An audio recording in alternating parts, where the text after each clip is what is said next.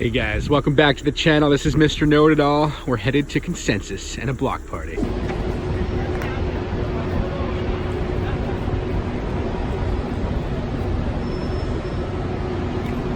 We got Brett from Fusion. Hey guys. Hi Evan, how are you? Good man. Just got to the event here. I'm really excited. Tell me a little bit about Fusion and what the value add is here. Well, Fusion, as you know, is a beautiful platform. It's an open source project where we're trying to take the complications of time value and make them simple.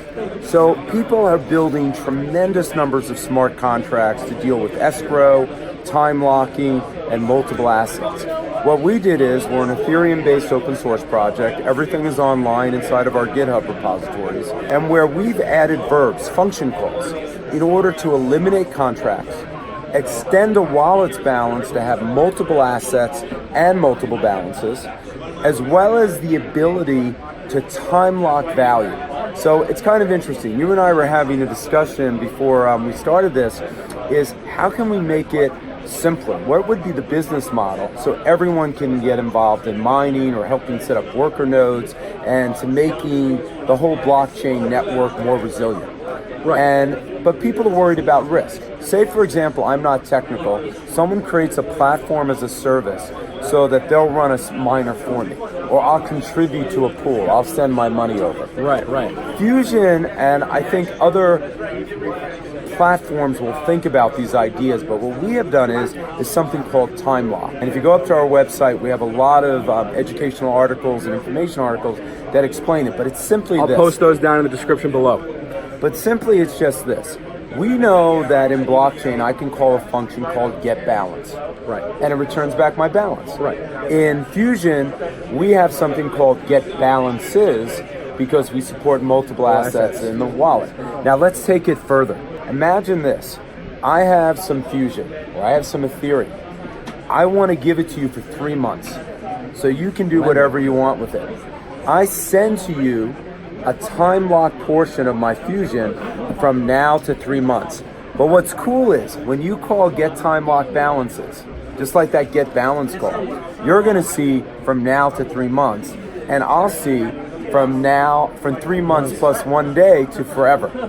So if you wanted to do proof of stake and mine stuff, you safely could send that Fusion, that crypto to somebody, and even if it got hacked, at the end of 3 months, I get the use of that again. So that's the beautiful thing about time lock. And I can take, if I have to forever, I can say to myself, well, I don't want to do mining. I don't want to do proof of stake. I don't want to buy tickets or whatever. I'm going to split that up, maybe take a different crypto and go buy a house or go do something else. And this arbitrage, this ability to unlock the value of my asset. Really, it's leveraging an asset. And then securely, because time lock is a magical thing, even if that miner got hacked. Guys, listen to this. Time lock is an important thing. Even if it got hacked and they stole all the crypto off that box, they only stole the use of it for the 3 months. At the end of the 3 months, my ledger balance says, hey, from 3 months plus 1 day, this account has this balance. Excellent. So as a platform as a service, your interesting idea when you were telling me, hey, mining's not easy enough for people. What are the businesses, the enterprises that we can create from this? I believe it's well worth it for people to look at the ideas in our open source project that Fusion has, read some of the educational materials, and say, how can we all think about money this way and its time value? And so we just hope that it will help people inspire ideas. And I think that as we get away from the complexities of contracts above and make this the base infrastructure of blockchain, we're going to really open up the power to new financial solutions. Excellent, Brett. Thank you so much for joining us today. Thank you. We got DSCoin, and we got Justin here. He's going to tell us just a little bit about what DSCoin does and how you guys can mine it and make passive income from it. All right, so we got our wallet here. We'll start with that. The best way to do it is to see how it works. So what we've done is we've taken the best from Monero in terms of their bulletproof ring CT and ring sizes. We've taken the best from Graviex in terms of the master noding and the staking, and we've combined them together and also thrown on our proof of audit, which is our proprietary consensus miner.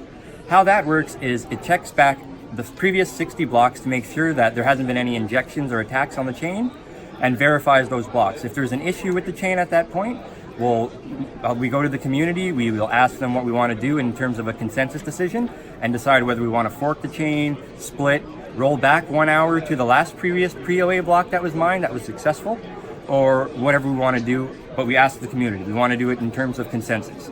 All right, let's see how a transaction goes. So the tech.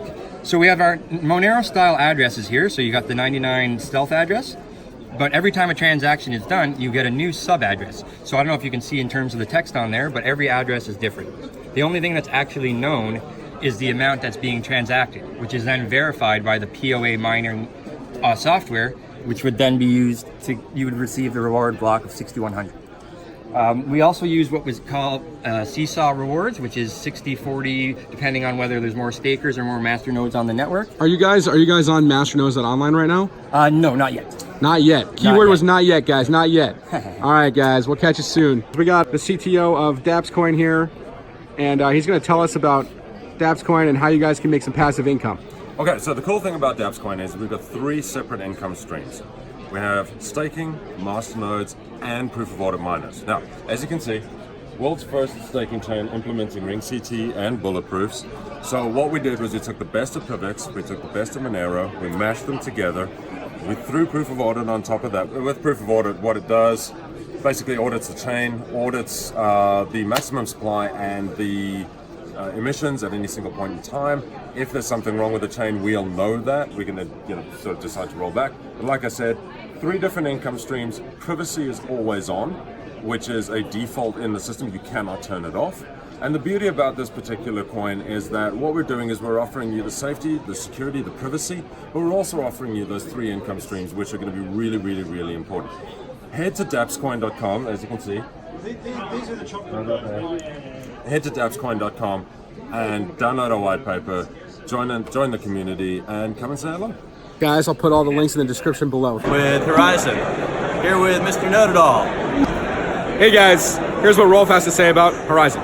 Yeah, so Horizon is doing great. We're happy to be up here at Consensus. We're talking to folks about Horizon Labs, which is the private company that group just launched. Some of the Horizon people to do additional work on the sidechains. Sidechains are so important, and they're going to be very important for the node architecture because we have a centralized tracking and payment system now, which is great to get all sorts of people involved. But the super nodes are going to be running on sidechains, which we're developing the software development kit and the ZenD changes for. We have a strong software development team. They're writing software the right way with project managers, project coordinators, and doing supportable extensible software. So the node tracking and payment system is going to be moving to those side chains. Software development takes a while, probably a year or so, but that's going to make it a fully decentralized node tracking and payment system, and it's going to be running on the supernodes, which is why the supernodes have higher processor and memory and hard drive requirements. So, more questions? So, if you're a new user, okay, obviously it's very difficult to set up even a secure node. So how are you guys going to really get the consumer to adopt? So we don't want the consumer to be setting up secure nodes. So the whole idea behind the nodes and the architecture is that we'll have all over the world people who understand how to set up servers, setting up these nodes and running them, so that if there is a sustained attack against the Horizon architecture, these IT professionals will keep them up and running. In addition to that, though, for people who want to participate in the Horizon ecosystem, you can buy 42 Zen for a secure node or 500 Zen for a super node. And if you go to our wiki, so wiki.horizon.global, and look I'll post that in the description below, guys. Yeah, node service providers. We don't rate them, we don't recommend them, but there's a bunch of people that are node service providers that you can hold your own cryptocurrency in your own wallet, tell them the address, and pay them a monthly fee to run a node for you. Join our Discord, join our Telegram, ask who's had good experiences with different node hosting providers. We have many of them. I've had a chance to talk to some of them at this conference today. They're a good group of people, and they are the strong information technology and security professionals that you want running the nodes. Okay, great. Thank you so much, Rolf. And I got Loki with us today. How you doing? This is Josh from Loki. How you guys going? We're here at Consensus. We've got the Loki Consensus booth. There's Bo, there's Ryan. All right, guys. So what's your biggest value proposition here to the people? Privacy. Digital privacy. It's always digital privacy. We're just trying to help everyone be more private, more online all the time. Excellent, guys. Well, stay tuned. We'll be back. We got Daniel Coaches from Chainlink. So tell us about a little bit about Chainlink. Chainlink's a decentralized Oracle network. So smart contracts out of the box don't have connectivity to real-world data. So we provide the middleware that connects it to that data, so it can have meaningful real-world events such as like payments via Swift and other types of messaging as output. Excellent, guys. Excellent. Chainlink. Get some coin. I got Juan Bernardo. And what do you do? I am a Solidity and JavaScript coder. I make a mobile app. A mobile app. And what is the mobile app going to be able to do? It's a blockchain chat. So it's a chat. So imagine iMessage or WhatsApp.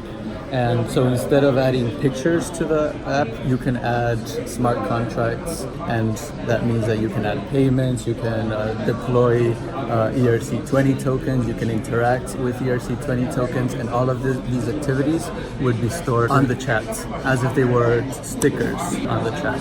So this is going to allow people to talk about things and also make actions that have real world effects, like send each other money, vote on something, transfer an ERC721 token, and it's all going to be in a conversation format.